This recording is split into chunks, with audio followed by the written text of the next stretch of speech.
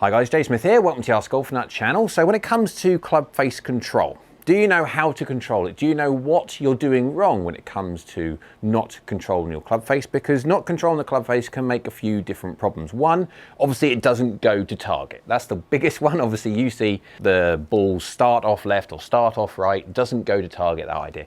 But it also has a massive thing to do with with loft and also spin rates, etc. Because there are three different ways that you can control this club face. Three different ways to manipulate a club face.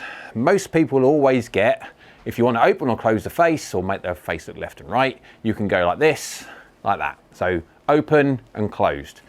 If we now just open the club face through a shaft axis twist, what most people see as open and closed club face, you can see open, closed, open, closed. But can you also see where the pointer aims? If I go left, closed, it goes left, yes, but it also goes less loft. You compromise loft. No different if you go that way, yes, you open the face, but also compromise loft in the other way, add loft. Now, there's another way that you can do it. Again, you can keep everything exactly the same, but just push the handle forward and then push the handle or pull the handle back, and you can see the club face moves. Now, if I do it this way, you'll be able to see. If I just move this way, move that way, yes, it's doing that. But can you also see what's happening to the stick? It's not moving up or down like the first one.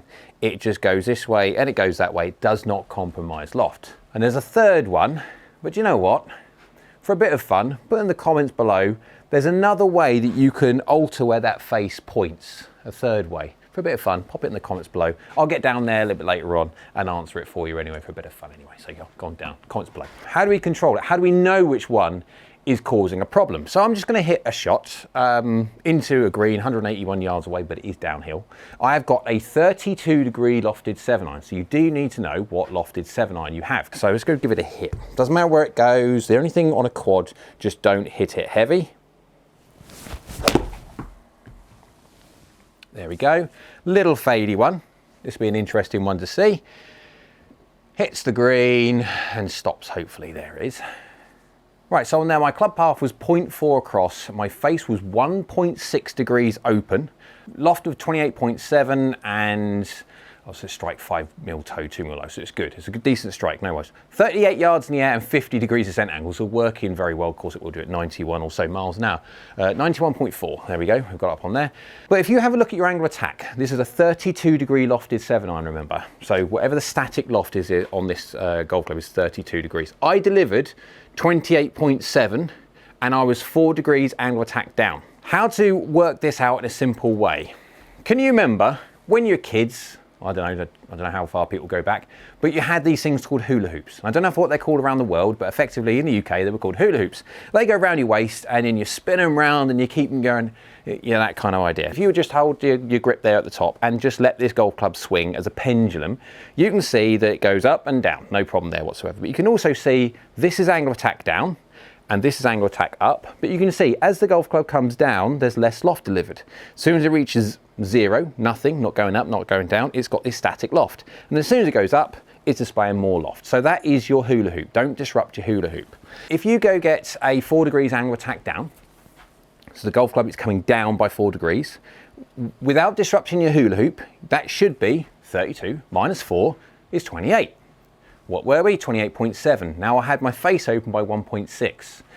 Now if I've got a face open and I'm just displaying slightly higher loft, well, go back to the pointer we had. If I'm adding more loft than I should do with a face open, I must be doing a certain amount of this. Open the face like that to compromise loft.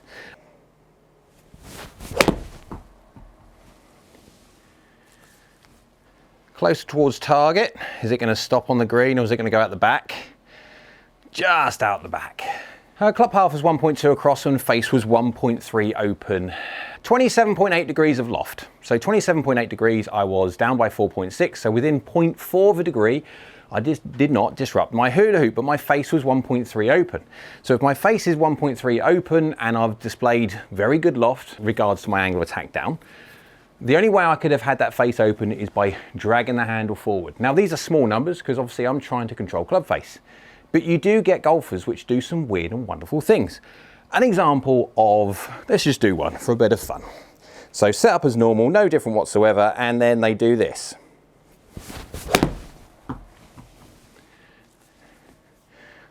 Not a lot of face control there.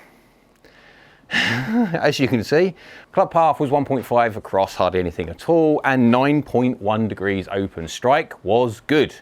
No problem with strike whatsoever, and loft of 34 degrees. So 34 degrees is, well, obviously a lot more than it should be. What should it be? 32 degree lofted head, angle of attack 3.3 down, so that should be 29 degrees or 28.7 if we're going to be picky.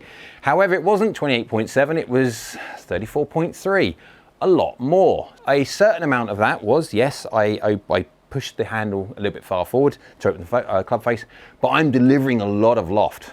So if I'd have done 9 degrees just through this, it would have been displaying 28 degrees or 28.7 degrees of loft with a 9 open face. The fact that it's 34 degrees plus is the fact that I have used shaft axis twist. That's how you can understand how you are delivering the golf club. Now, there are devices out there. Hack Motion is one of them. It's a really great device. I've reviewed it already on my channel. You can click on that one and have a little look. And they have now brought out Gen 2, the next edition, which is a little more sensitive and a little bit better and stuff like that. I'll be doing a review of that one when it comes through later on. You can use that kind of device to control club face, to understand what you're doing, because it does audible and visual feedback when it comes to your tablet, etc., where your wrist angles are. Now, when you're doing lessons, you guys, I know a lot of people are focusing on path and stuff like this, and yes, obviously learn that and go be guided by your coach, absolutely. And so by understanding this, very, very simple, you can then work out what you need to work on. That one there, my face was open predominantly through shaft axis twist because I had a cupped or an extended wrist angle at impact. I came in and I'm like this. So, okay, that's an exaggeration, but effectively that's what I'm feeling to do. And of course, that shows out in the golf ball going massively out to the right. But people do that with the classic going over the top as well, because they have this path across, face open, high loft delivered, high wafty shots, not very good. And so they need to understand how they're doing it. Now, quad, obviously, when you're having your lessons, or if you're lucky enough to have a launch monitor with head data, if you don't understand how you're doing it, you can practice and practice and practice effectively without changing anything. All you're going to be becoming pretty good at doing something pretty wrong. And so by understanding this, you can then start using your loft properly. You can then start getting some decent distance. Again, that's gone a total of 156 or so yards, not far whatsoever, carried 151, not going very far, considering that was a bang on strike. But what it should do for a 32 degree lofted head, it should be going a little bit further than that.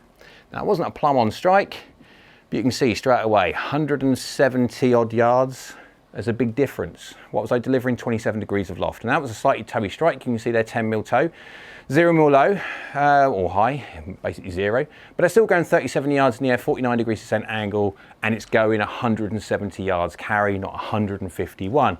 Why? Because I had a face which is 0.80, but I was delivering a loft of 27 degrees, angle of attack 4.9, so within a tenth of a degree, I did not disrupt my hula hoop.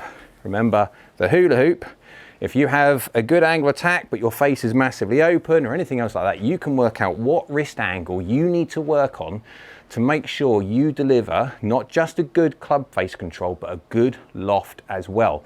Because you're losing a serious amount of yardage not controlling loft and not controlling club face. You can swing as hard as you want, but if you're not controlling those two very important things, you're not going to be going very far at all. So, hope you liked the video. If you did, go on, thumbs up. YouTube likes, so do I. Down there is a subscribe button. It's the most important button because it's free, and it is great for the channel if you could subscribe. So thank you. And next to that one is a bell icon. That's a notification bell. If you click that one, that will notify you next time I upload another video. So I hope you will. We'll see you again soon.